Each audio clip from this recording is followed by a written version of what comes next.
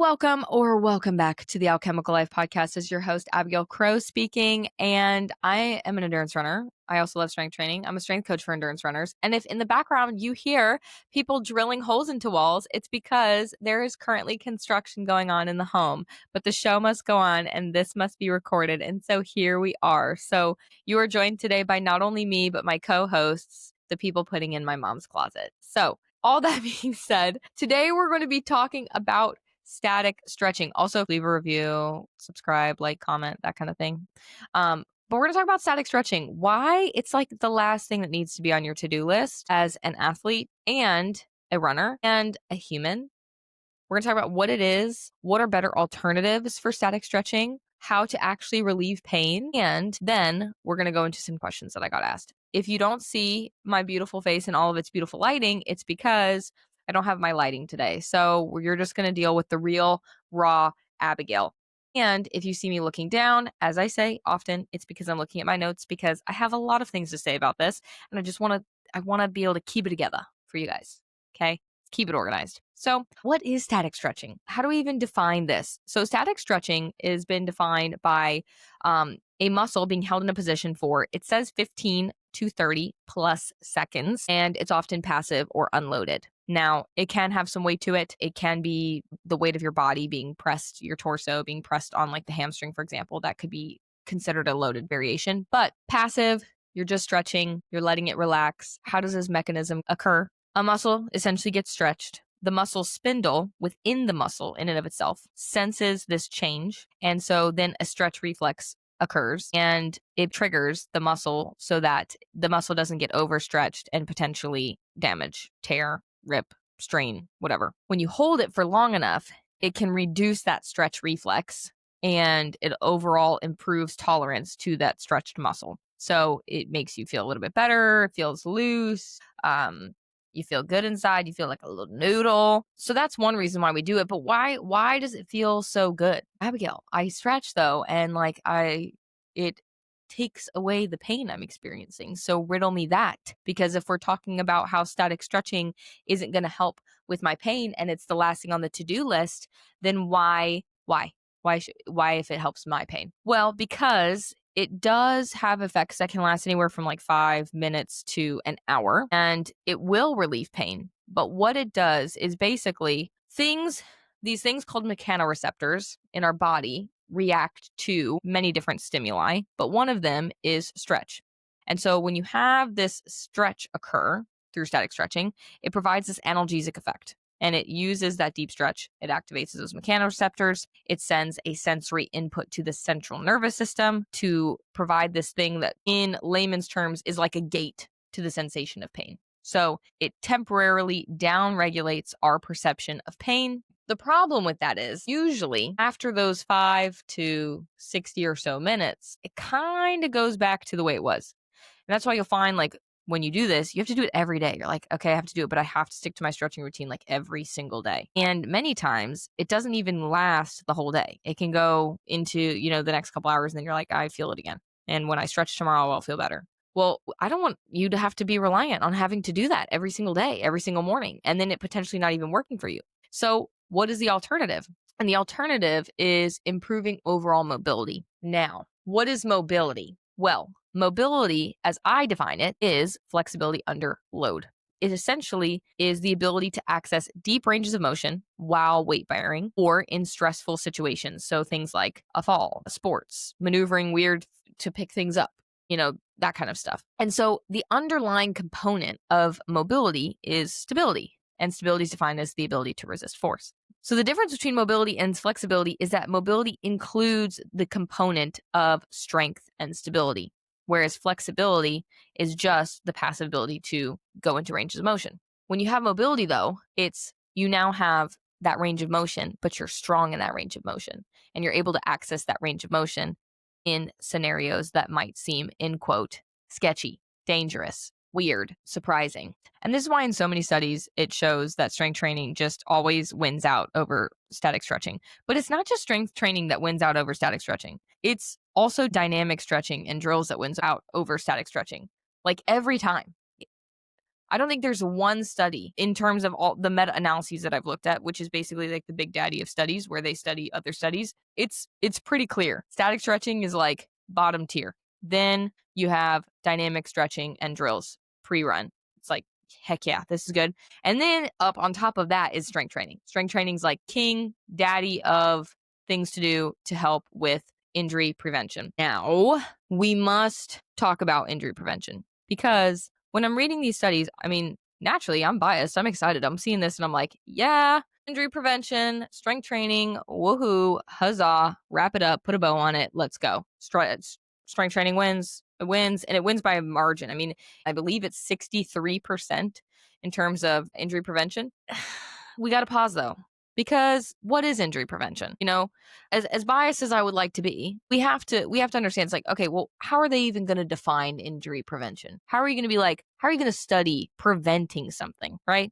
Well, they define injury prevention as activities to prevent, ameliorate, treat, and or reduce injury-related disability and death, which is like, that's good. I would like to avoid death for a reasonable amount of time here. But the thing about this is, okay, the measure to dictate injury prevention is really, we're kind of guessing. It's like, what are the things that I think will probably help, essentially, so that people don't get hurt? And you can't really know the method used to prevent injury, okay? There are metrics that are improving overall quality of life performance, things like that. And they are assuming that in doing that, strength training is thus going to help mitigate injury risk. And I found that anecdotally. Many coaches have found that anecdotally. This is why strength training is prescribed for every athlete all over, all the time. It's why I prescribe it for runners. But also, against my own argument, perhaps the injury prevention could have just been luck. It could have been good sleep. It could have been proper nutrition. I mean, and it likely was some of those things because when I do talk about strength training and how important it is for runners, they're the foundational components to what I use as a treehouse model that allow strength training to stand firmly on. And the foundation is sleep and nutrition. If we don't have these two things, then it doesn't really matter what's up here. The house is going to collapse. It's not going to do well. It's going to deteriorate. So as far as the ultimate injury prevention techniques, it's like things that improve overall quality of life. Things that help prevent, ameliorate, treat, and reduce injury-related disability and death. What helps reduce death? Eating well and sleeping well. Okay. So do those things first. And then we can get into like, okay, now strength training might help you. I like to take it a step further and go from a strength training probably does help, but exactly how, that's where I want to go today.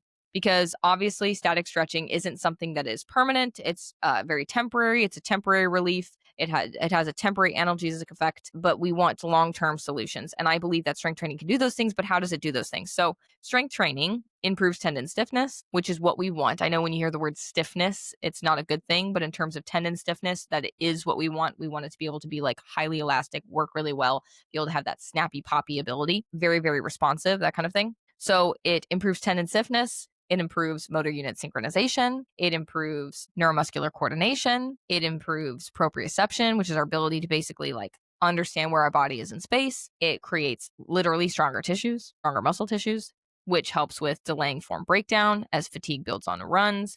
Those things that strength training helps do and improves, that is what ultimately we can assume leads to injury prevention long term. I really want to preface this entire talk with I'm kind of downing my own argument as a strength coach, but it's like we have to preface this with you cannot prevent injury. You really can't. You can mitigate the overall risk by doing as many good things possible to help mitigate injury, sleep well, eat well, strength train, those kinds of things. But you can't actually prevent it.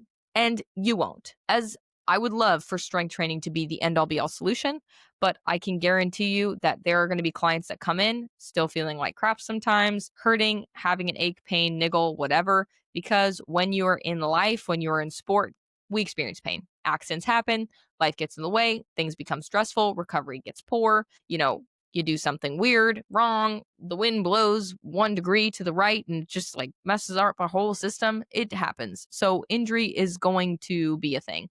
But how severe the injury is, how long-term the injury, like how long the injury persists for, how often we see this injury recurring, how intense the pain that we feel in the injury is. All of those things I think can be reduced and mitigated by the help of proper sleep, proper nutrition, and strength training. So we talked about strength. We talked a little bit about static stretching, and we talked about how in meta-analyses and other studies, right, it's pretty widely accepted that static stretching is just like not great. But how can we like practically apply this stuff? Okay, Abigail, like you said, strength training is good. You talked something about dynamic drills. You said something about static stretching is not good. I don't understand. Like, how does this apply to my life? Well, how does this integrate to my week? How is this going to work into my training sessions in and of themselves? And all heard. Let's chat about it. So, when it comes to integrating each of these things into your training protocol, I don't think you need to get rid of static stretching, especially if you like it. If you are somebody that just loves to stretch, do it. But I would not recommend doing it before any of your sessions. I don't recommend doing it before strength training. I don't recommend doing it before a run. I think that there is a much better use of your time and preparing your body for the activity you have ahead than static stretching. So save static stretching for like the end of the day, calm yourself down before bed, get your body relaxed, go to sleep. That's when I would do something like static stretching. If you really want to, maybe after you're done with your run, after you're done with your strength training, you can do a little bit of static stretching. Before your run, before your any exercise that you do, things like increasing core body temperature with a jog or an incline walk or something like that is going to be really helpful. And then doing things like dynamic stretching or drills. So, what is a dynamic stretch or drill? What does that look like? That would be like, instead of doing a hamstring stretch, a static hamstring stretch, it would be doing leg swings or A series drills, A series skips on the track or on the road or on the trail or whatever, prepping you for your run. Doing some kind of drill where you are still getting a little bit of a stretch component to the warm up that you're doing, but you're actively moving, you're dynamically moving through those ranges of motion. And so because of that, your body's going to be better prepared for the exercise ahead, right? Because running is not a passive thing, it is an active thing. And you want your muscles to be ready to go. And in order to get them ready to go, you don't want to relax them before. We want to wake them up, in layman's terms. Strength training is not necessarily something that I would be like, that's what you're going to do before you go run. No. I recommend still running. Do your dynamic stretches and drills before you go run, and then go into your strength sessions. So after you're done running, after you've had some calories in you, after you've had a couple of hours of rest in you, then going ahead and doing a strength session. If you are running 5-6 days a week, I always recommend stacking your strength sessions with a quality run, again, broken up by food and several hours of rest in between. If you are like a 1 to 2 time a week runner, totally great, totally fine. I would recommend then just putting your strength sessions on another day that you're not running. 2 to 3 times a week is plenty. If you're like a 1 to 2 time a week runner, you can still do a 3 time a week, strength training protocol, and that's great. But you'd be able to get away with probably more like a 4 or 5 day a week strength training protocol if you would like, if that's what you enjoy. If you are an avid runner, you're running all the time. I'm running about 5 to 6 days a week now. I am only lifting 2 to 3 times per week, full body. That's what I recommend for people. And by doing full body strength training, you are going to help improve proprioception. You're going to help improve neuromuscular coordination. You're going to help improve tissue tolerance, tendon stiffness. All of these things are going to transfer really, really well to your runs. When I think about run specific strength, one, I do think that's a little bit of like a salesy term, but there are some movements that I do think benefit a little bit more for, if you're a runner, you'll get a little bit more benefit from them. And it's things like a single leg RDL variation, doing things like extensive plyos. Intensive plyos are also good, but just be cautious about how you begin and integrate them, and also increase volume on those things slowly, because intensive plyos, again, they get their name, intensive plyos. I think when you think intensive plyos, think intense. And it's not necessarily because they feel intense. It's just a lot of force on the body at once. And so be cautious with how much you add in, how soon. Doing things like still incorporating bilateral strength exercises like squat variations, deadlift variations. Those are going to be great. Walking lunges are great. Isometrics are one of my favorite things to incorporate for runners. So split stance isometrics, single leg wall sit isometrics, glute bridge isometrics are all awesome variations to incorporate into your strength training regimen. at the beginning or end of your training sessions, whichever you prefer. I prefer them at the beginning of training sessions for my clients because I find that it helps prep them for their main lifts better. But those are all things that I recommend in terms of strength training, incorporating that into your ultimately. I'm not trying to hate on static stretching. I just really hate seeing runners. They come to me oftentimes having a huge stretch routine that they like fully believe in, that they are super like yes about, and yet they come to me with a lot of pain. And so I don't want you to experience pain. I want you to be able to run for a long time and run really well and be able to feel really good when you run. And so static stretching, do it, keep it in there.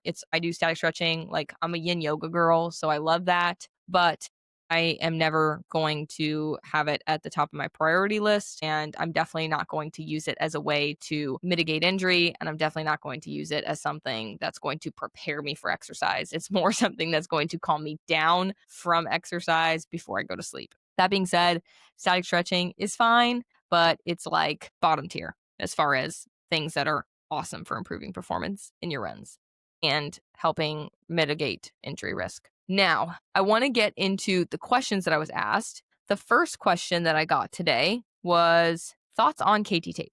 Okay, so people make fun of people who do thoughts on, this is a rant, people make fun of people who do thoughts on questions.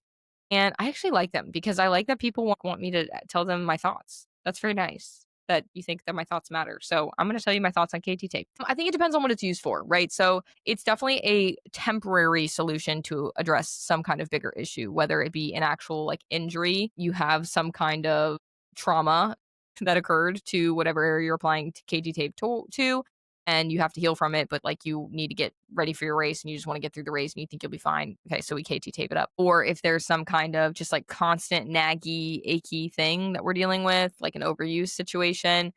Again, these are like we need to address the underlying issue overall. But if you're like, I have a race and I'm gonna do it and I'm gonna put on KT tape, it can help. And KT tape helps in that what it does is the tape will pull and sort of lift that layer of skin so that the lymph fluid can move through your body a little bit better. So it's been known to help with like drainage, lymph drainage. I don't know really how well studied that is.